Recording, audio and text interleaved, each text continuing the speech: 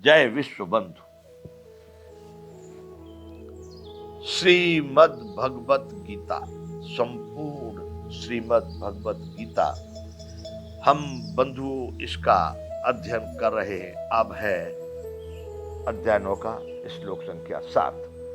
सर्वभूतानि कौन्तेय प्रकृतिम यान्ति मामिकाम कल्पक्षये पुनस्तानि कल्पादौ विसृजाम्यहम्।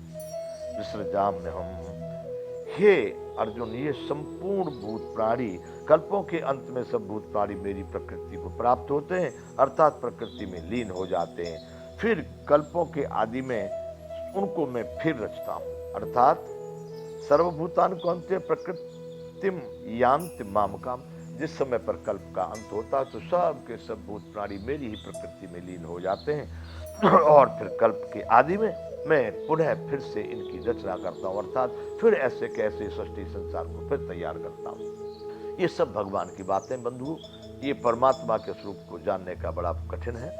इसको समझना केवल उन लोगों के लिए है जो वहां तक पहुंचे हुए हैं, लेकिन हम श्रद्धा से परमात्मा को समझ सकते हैं और उनकी बातों पर विश्वास कर सकते हैं। अब श्लोक संख्या 8, अध्याय 9। प्रकृतिं स्वामवष्टभ्य विसृजामि पुनः पुनः भूतग्राम्य मम कल कृष्ण मवसम प्रकृतिरे वसात। अब यहाँ करें, प्रकृतिम स्वाम अवष्टभ्य विसृजामि पुनः पुनः भूतग्राम्य मम कृष्णम अवसम प्रकृति वसात। प्रकृतिम स्वाम अवष्टभ्य, ये संपूर्ण प्रकृति अपनी प्रकृति को अंगीकार करके स्वभाव के बस बल से परतंत्र हुए सभी भूत प्राणी अपनी प्रकृति यानी अपने अपने स्वभाव से, अपनी अपनी प्रकृति का मतलब अपने स्वभाव से, सारे भूत प्राणी अपनी प्रकृति को अंगीकार करके स्वभाव के बल से परतंत्र हुए इस संपूर्ण भूत समुदाय को बार बार उनके कर्मों के अनुसार रचता हूं। बार बार उनके कर्मों के अनुसार, जो उनके कर्म हैं उसी प्रकार से, जिसका जैसे कर्तव्य। मैं बंधुओं कहा करता हूँ, आज लोग जाति पाति और इसके लिए धर्म और इसका विवाद करके कहते हैं। बंधुओं, यहाँ पर आपको किसी ने नहीं पहुंचाया। भगवान यहाँ पर कह रहे बार बार उनके कर्मों के अनुसार रचता हूँ। अपने कर्मों को आप देखिए, आप अपने कर्मों से ही नया शरीर प्राप्त करते हैं, आप अपने कर्मों से ही जो भी प्राप्त कर रहे हैं इसके बाद में भी शरीर प्राप्त होगा। इसलिए हम कम से कम वैसे कर्म करें जो मनुष्य तो बने रहें, अरे किसी भी जाति में हो लेकिन मनुष्य तो रहे। लेकिन अगर ऐसे कर्म हो गए कि मनुष्य से भी गिर गए तो हम कोई शिकायत भी नहीं कर पाएंगे। तो बंधुओं, भगवान यहाँ करें अपनी प्रकृति को अंगीकार करके स्वभाव के बल से परतंत्र हुए इस संपूर्ण भूत समुदाय को बार बार उनके कर्मों के अनुसार रचता हूं, अर्थात ये संपूर्ण भूत प्राणी अपने कर्मों के वशीभूत होकर के भगवान के द्वारा बार बार उसको उन योनियों में उन शरीरों को धारण करके भेजा जाता है। अब आगे कहते हैं, अध्याय 9 का ये 9वां श्लोक है। नच माम तान कर्माणि निमग्धनन्ति धनंजय उदासीन वदासीन मसक्तम ते सुकर्मसु। हे अर्जुन, उन कर्मों में आसक्ति रहित और उदासीन के सदृश स्थित मुझ परमात्मा को वे कर्म नहीं बांधते। बंधुओं, आपको भी वो कर्म नहीं बांधेंगे यदि आप भी भगवान की तरह निर्लेप हो जाएं। किसी कर्म में उसकी अच्छाई से कुछ लेना नहीं और बुराई से कुछ लेना नहीं। बुरा हो गया तो आप उसमें न पड़े और अच्छा हो गया तो उसमें न पड़े। उसके अहंकार में, उसके किसी भी तरह का आपको न तो उससे विरोध होना चाहिए, ना ही उससे स्पृहा होनी चाहिए।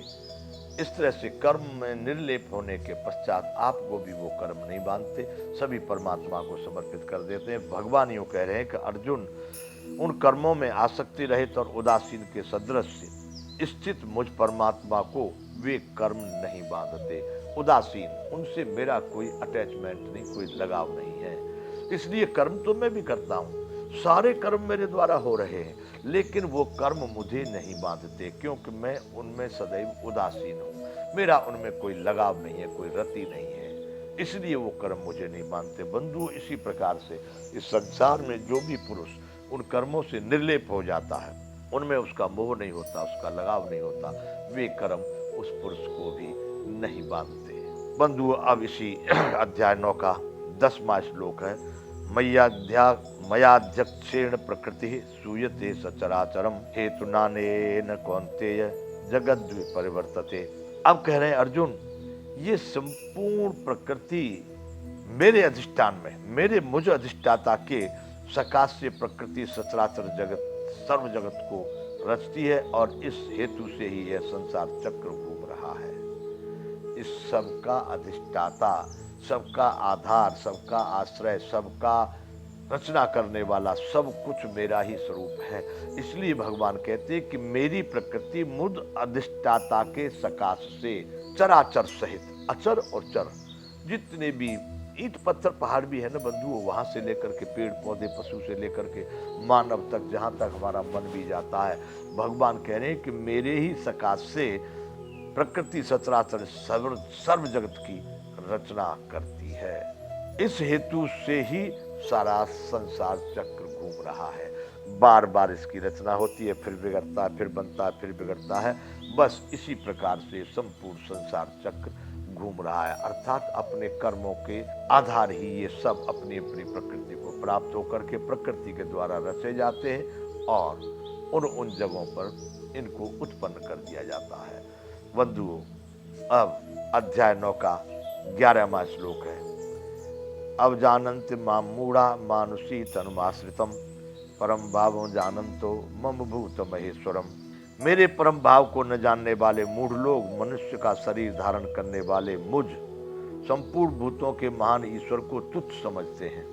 मेरे परम भाव को न जानने वाले मूढ़ लोग मनुष्य का शरीर धारण करने वाले मुझ संपूर्ण भूतों के महान ईश्वर को तुच्छ समझते हैं। अर्थात अपने योग माया से संसार के उद्धार के लिए मनुष्य रूप में विचरते हुए मुझ परमेश्वर को साधारण मनुष्य मानते हैं। देखिए, अब वह एक शरीर तो मनुष्य जैसा ही है। जो कृष्ण भगवान अर्जुन के साथ है, वहां पर है, अर्जुन से जो वार्ता कर रहे हैं, सबके सन्मुख खड़े हुए हैं, वह है तो मनुष्य के शरीर में, सब मान तो मनुष्य देख रहे हैं मनुष्य की तरह से।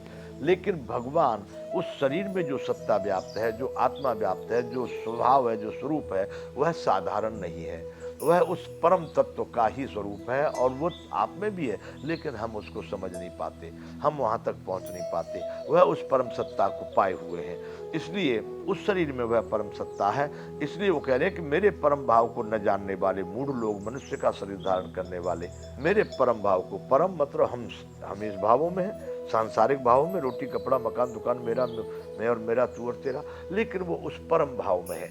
मेरे परम भाव को न जानने वाले, उनको कहा गया मूर्ख लोग, मूर्ख मनुष्य। मनुष्य की तरह से धारण करके शरीर को मैं यहाँ पर इस संसार के उद्धार के लिए, नहीं तो संसार बहुत नष्ट भ्रष्ट हो जाए। बार बार मैं आता हूँ तो मैं संपूर्ण भूतों के महान ईश्वर को, मुझको ये लोग सब तुच्छ समझते हैं। साधारण मनुष्य की तरह से कोई आया है, कोई साधारण मनुष्य, ये भी ठीक है, इनसे दूसरों से कुछ ज़्यादा ताकतवर होगा, ज़्यादा विज्ञानी होगा, ज़्यादा, लेकिन ये मुझको भगवान नहीं समझ पा रहे, मेरे स्वरूप को नहीं समझ पा रहे, मुझको परमात्मा नहीं समझ पा रहे। तो भगवान यहाँ कह रहे हैं कि अर्जुन, ये मेरे परम भाव को न जानने वाले मूढ़ लोग मनुष्य का शरीर धारण करने वाले मुझ संपूर्ण भूतों के महान ईश्वर को तुच्छ समझते हैं।